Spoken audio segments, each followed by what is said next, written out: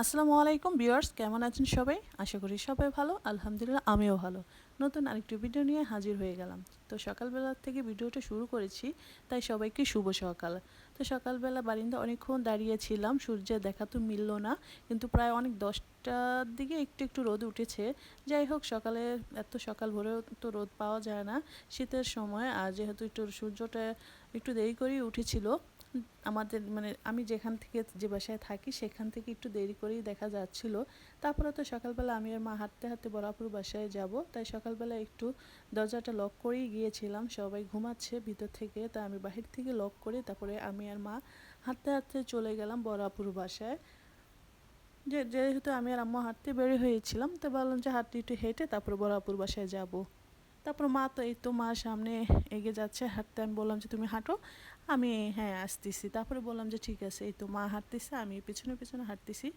তো হাঁটতে হাঁটতে চলে আসলাম বরাপুর বাসা। আমি তো এর আগে হেঁটে আসলাম, তারপরে হেঁটে তারপরে চলে আসলাম বরাপুর বাসা। তো বরাপুর বাসা যাওয়াতে দেখলাম ওদের ফ্ল্যাটটা মানে বাহির দিয়ে সুন্দর রং করেছে, সাদা রং, নতুন গেট লাগিয়েছে, দরজাগুলো সুন্দর হয়েছে, সাদা রং করেছে বাড়িওয়ালা, নতুন করে সব কিছু ঠিক করছে। তারপরে তো চলে আসলাম বরাপুর বাসা। তো সকাল সকাল তো বরাপুর বাচ্চারা সবাই ঘুমাচ্ছে, যেহেতু স্কুল কলেজ বন্ধ। তারপরে তো এই তো কেউ উঠেছে। তারপর মাকে বললাম যে তুমি বসো, একটু রেস্ট করো, তারপরে আমি বাসায় চলে যাব। তারপর রেস্ট করার পরে চলে আসলাম নিজের বাসায়। তো বাসায় এসে তারপর হয়তো খাবার দাবার নাস্তা করে তারপরে বিছনার চাদরগুলো চেঞ্জ করে দিলাম। মার রুমের বিছনাটা অনেক, চাদরটা ময়লা হয়েছে, ভাবলাম যে আজকে ধুয়ে দিব। তো ভাবলাম যে সব কিছু উঠিয়ে তারপরে আরেকটা চাদর বিছিয়ে দিই।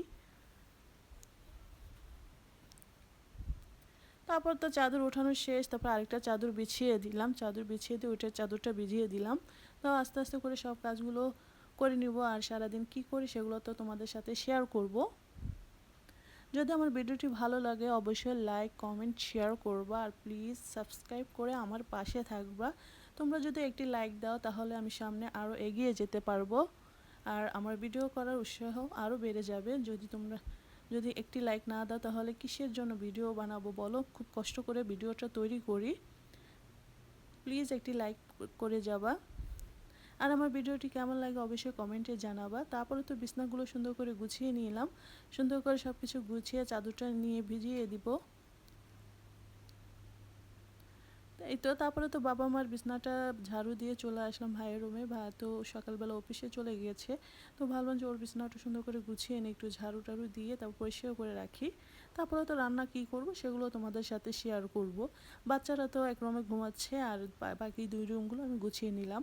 তারপরে তো চলে আসলাম ভাইয়ের রুমে। এই তো ভাই অফিসে চলে গিয়েছে, ওর জামা কাপড়গুলো ধুয়ে দেবো, সবগুলো একসাথেই ধুবো। তো ভাবলাম আগে বেডটা গুছিয়ে নিই, তারপরে হচ্ছে অন্য কাজগুলো করব। যদি আমার ভিডিওটি সবার আগে পেতে চায় তাহলে পাশে থাকা বেল আইকনটি বাজিয়ে দিবে, তাহলে তোমাদের কাছে আমার ভিডিওটি পৌঁছে যাবে। তারপরে তো ভাইয়ের বিছনাগুলো সুন্দর করে গুছিয়ে দিলাম, চলে আসলাম রান্না করতে। তো সকালবেলায় দেখতে পাচ্ছেন চালগুলো, কতগুলো চাল নিয়ে বসেছি, এগুলো হচ্ছে পোলা চাল, পিঠা তৈরি করার জন্য। তো মেপে রাখলাম, মা মেপে দিল। তারপরে তো সবজিগুলো কেটে নিলাম। তো আজকে রান্না করব শিং মাছ দিয়ে, ফুলকপি আলু দিয়ে রান্না করব, সাথে হচ্ছে লাউ শাক ভাজি করব, কতগুলো সিমও কেটে নিয়েছি। তারপরে তো এই তো শিং মাছগুলো সুন্দর করে পরিষ্কার করে নিচ্ছি। তো এটা দিয়ে আমি পরিষ্কার করি বেশিরভাগই, যে বড় বড় মাছগুলো থাকে, শিং মাছ, মাগুর মাছ, তারপরে ওয়াল মাছ, এটাতে ডলে পরিষ্কার করলে সুন্দর সাদা হয়ে যায়।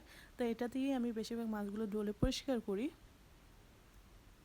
তারপরে পরিষ্কার করার পর আমি একটু হলুদ মরিচ মেখে নিলাম, এই যে দেখতেই পাচ্ছ আমার শিং মাছগুলো। তারপরে তো লাউ শাকটা চুলাতে বসিয়ে দিলাম, সুন্দর করে নাড়াচাড়া করে পানিটা শুকিয়ে আমি বাগার দিয়ে দিব।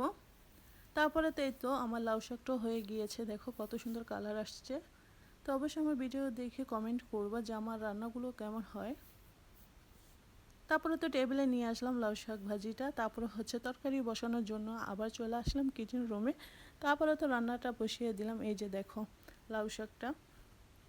তারপরে তো শিং মাছটা ভাজার জন্য আমি তেল দিয়ে দিলাম কড়াইতে, তারপর শিং মাছটাও দিয়ে দিয়েছি।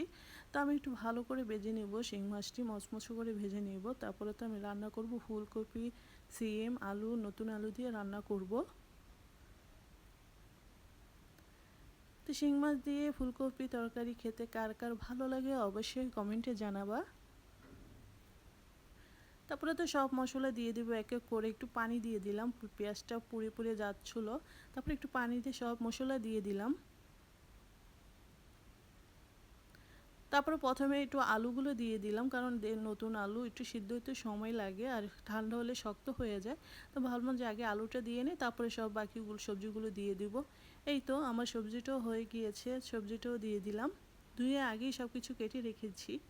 তারপরে তো রান্না করে ফেললাম ফুলকপির তরকারিটা। তারপরে সেই পোলাও চাল দেখতে পেলে যে সকালবেলা আমি মেপে রেখেছিলাম, সেটাকে এখন ধুয়ে ঝরতে দেবো, বাবাকে দিয়ে এটাকে মেলে পাঠিয়ে দেবো, একটু চালটা গুঁড়া করে নিয়ে আসবে। এই পিঠার রেসিপিটা তোমাদের সাথে শেয়ার করব আগামীকাল, তখন তোমরা দেখতে পাবা। তারপরে তো ডালটা ধুয়ে রেখেছিলাম। তো আজ এই পর্যন্ত, সবাই ভালো থাকবা, আল্লাহ হাফেজ।